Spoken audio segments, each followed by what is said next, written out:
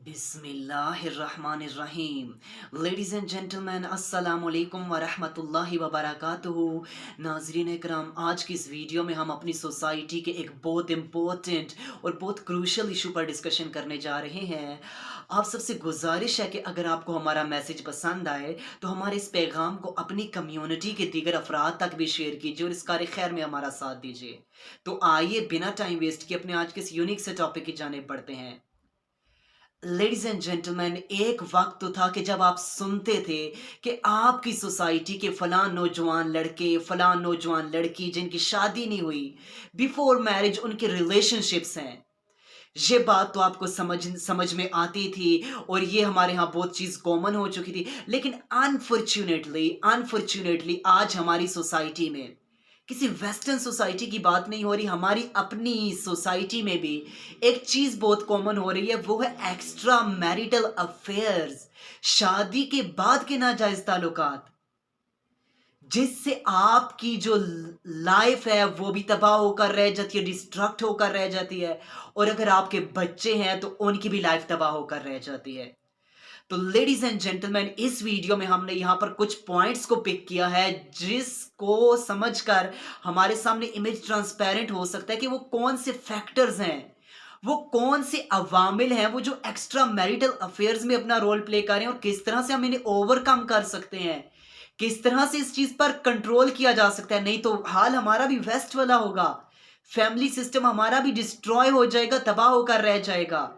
तो ये जो पॉइंट्स मैं आपके साथ डिस्कस कर रहा हूँ ये मेरी अपनी रिसर्च से है। अगर आप इससे कोई इख्तलाफ करना चाहें तो वो भी आपको राइट हासिल है, क्योंकि ये किसी कुरान और सुन्नत की रोशनी में तो आई थिंक होंगे नहीं। तो लेडीज एंड जेंटलमैन, जो सबसे इम्पोर्टेंट फैक्टर, अगर कोई मर्द एक्स्ट्रा मैरिटल अफेयर्स में है, उसके शादी के बाद के ताल्लुकात हैं, तो उसमें जो पॉइंट नंबर वन, अगर जो मेरी रिसर्च के मुताबिक जो मैंने यहाँ पर पॉइंट नोट किया है, वो ये कि जो लेडीज अपने हस्बैंड के घर आते साथ ही उनको एक काम इन्वायरमेंट, एक रिलैक्सिंग, एक फ्लेक्सिबल इन्वायरमेंट नहीं प्रोवाइड करती, एक इन्वायरमेंट प्रोवाइड नहीं किया जाता। अब हस्बैंड साहब जॉब से आते गए, घर आते गए, दरवाजे में दाखिल हुए, उधर बैठे, तो ना उनका हाल चाल पूछा जाए, ना कोई अच्छा अच्छा फ्लेक्सिबल इन्वायरमेंट फराहम किया जाए। उधर से ही बस शिकायतों के अंबार लग गए, उधर से ही बस एक किस्म का स्ट्रेस देने वाला माहौल क्रिएट कर दिया जाता है। और उसको इतना स्ट्रेस बेचारे को दे दिया जाता है, सॉरी टू से कि इतना स्ट्रेस में ले जाया जाता है।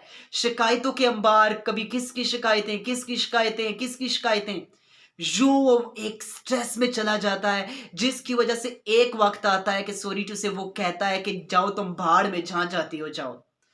अब इस वक्त फिर मर्द उसमें इंटरेस्ट लेना छोड़ देता है, जाहिर है वो इमोशनल तौर पर डिस्टर्ब हो चुका होता है।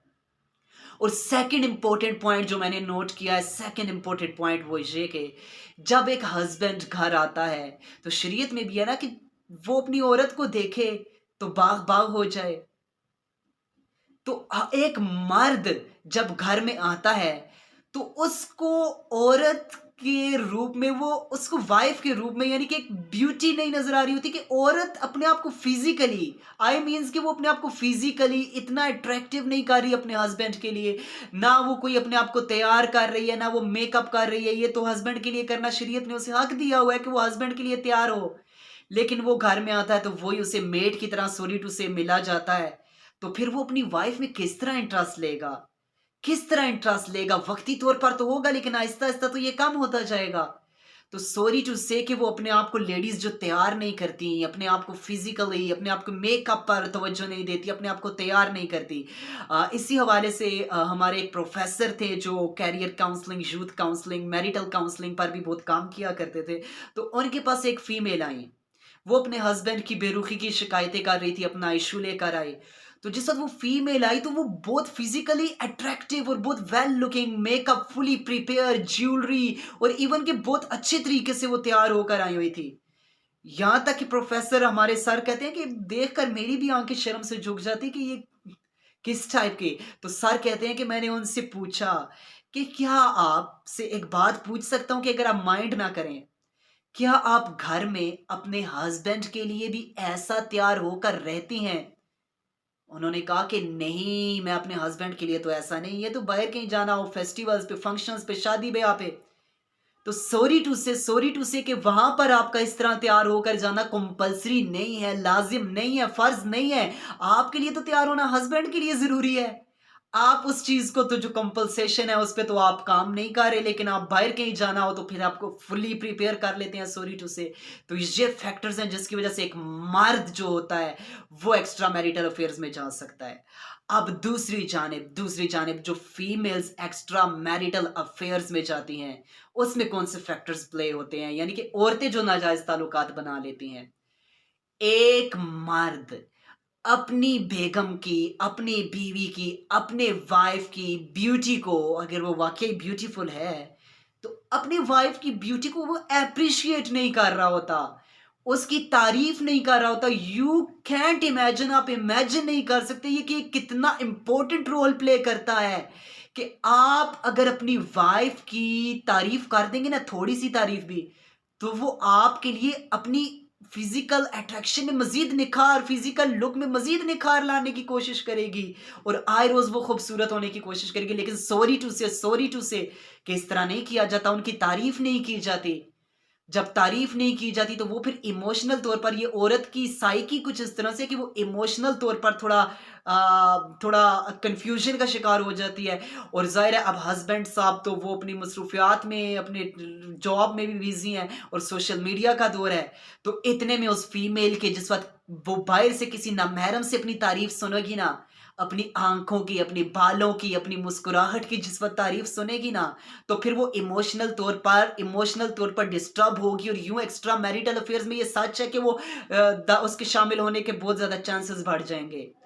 और इसके अलावा जो सेकंड रोल वो ये कि एक मर्द जो है, मैं कहता हूं कि वो रियलिटी की जिंदगी की तरफ क्यों नहीं आता, वो एक फिक्शन पे जिंदगी गुजार रहा है। उसने सारी जिंदगी वो मूवीज, वो ड्रामास, टीवी ड्रामास, पोर्नोग्राफी को देखा है और उन्हीं को फॉलो कर रहा है, उन्हीं को वो रोल मॉडल देख रहा है, वो औरत को उसी एंगल से देख रहा है, जबकि हकीकत में ऐसा नहीं होता। आपने अपनी मिसेज को सुबह उठते हुए भी देखना है, आपने उसे बिखरे हुए बालों में भी देखना है, आपने उसे किचन में भी देखना है, आपने उसे सफाई करते हुए भी देखना है। तो खुदा पहले अपना जो साइकी है ना, अपनी साइकिया उसको भी क्लियर कीजिए, क्योंकि आपको प्रॉब्लम्स ना हो। जब आपने ज़हन में इमेज एक कोई और क्रिएट किया हुआ है, तो आपकी उम्मीदों के मुताबिक आपको वो फीमेल नहीं मिल रही, आपने तो कुछ और सोच रखा था और मिला आपको कुछ और। तो यहां से अट्रैक्शन कम होती जाती है और खुदा ना खास्ता मर्द एक्स्ट्रा मैरिटल अफेयर्स की तरफ भी जाने का खदशा होता है।